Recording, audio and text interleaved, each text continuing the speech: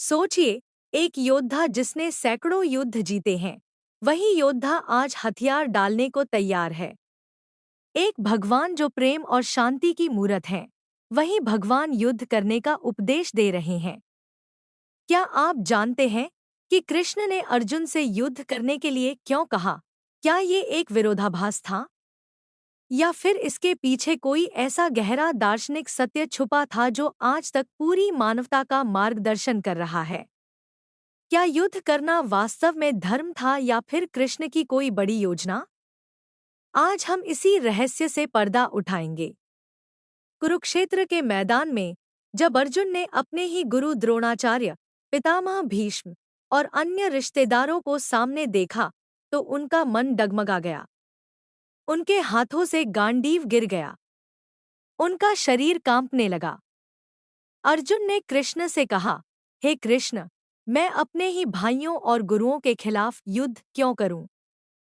मुझे ऐसे राज्य से क्या लाभ जहां मेरे सभी प्रियजन मर चुके हों? मैं युद्ध नहीं करूंगा। ये सिर्फ एक योद्धा का संकट नहीं था। ये हर उस इंसान का संकट था जो धर्म और कर्तव्य के बीच फंस जाता है। कृष्ण ने अर्जुन को समझाया कि ये युद्ध सिर्फ एक सिंहासन के लिए नहीं है। ये धर्म और अधर्म के बीच का युद्ध है। अगर अर्जुन युद्ध नहीं करेगा, तो अधर्म की जीत होगी। दुर्योधन जैसा अत्याचारी राजा बन जाएगा। कृष्ण ने कहा, हे अर्जुन, तू क्षत्रिय है। तेरा धर्म है धर्म की रक्षा के लिए युद्ध करना। अपने कर्तव्य से मुंह मोड़ना तो अधर्म है। कृष्ण ने अर्जुन को आत्मा के अमरत्व का ज्ञान दिया। उन्होंने समझाया, न तो ये शरीर स्थिर है, न ही तू शरीर है। तू तो अमर आत्मा है। आत्मा न तो मरती है, न जन्म लेती है। जिस मृत्यु से अर्जुन डर रहे थे, वो सिर्फ शरीर का बदलना था। आत्मा तो अमर है। इसलिए अपने प्रियजनों की मृत्यु का डर व्यर्थ है। कृष्ण ने अर्जुन को युद्ध के लिए 3 मुख्य कारण बताए। पहला कारण, धर्म की रक्षा। अगर पांडव युद्ध नहीं करते, तो अधर्म फैलता और पूरी प्रजा दुखी होती। दूसरा कारण, कर्तव्य का पालन। एक क्षत्रिय का कर्तव्य है अन्याय के खिलाफ लड़ना। कर्तव्य से भागना पाप है। तीसरा कारण, दिव्य योजना। ये युद्ध भगवान की दिव्य योजना का हिस्सा था ताकि धर्म की पुनर्स्थापना हो सके। कृष्ण ने अर्जुन को कर्मयोग का उपदेश दिया। कर्म करो, फल की इच्छा मत करो। अर्जुन का कर्तव्य था युद्ध करना। परिणाम भगवान पर छोड़ देना चाहिए।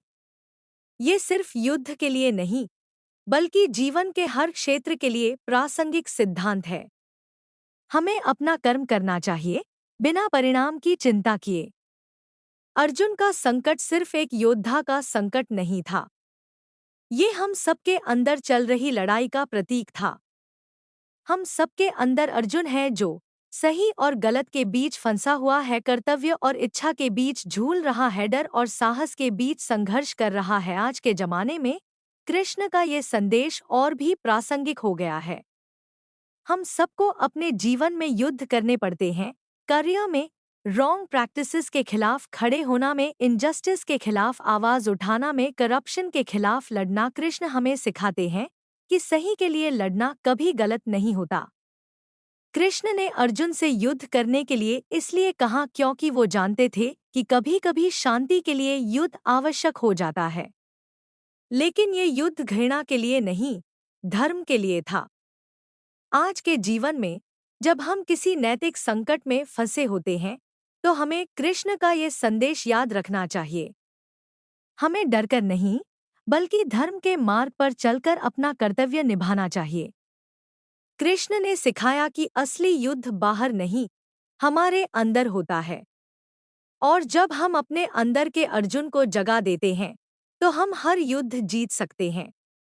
जय श्री कृष्ण।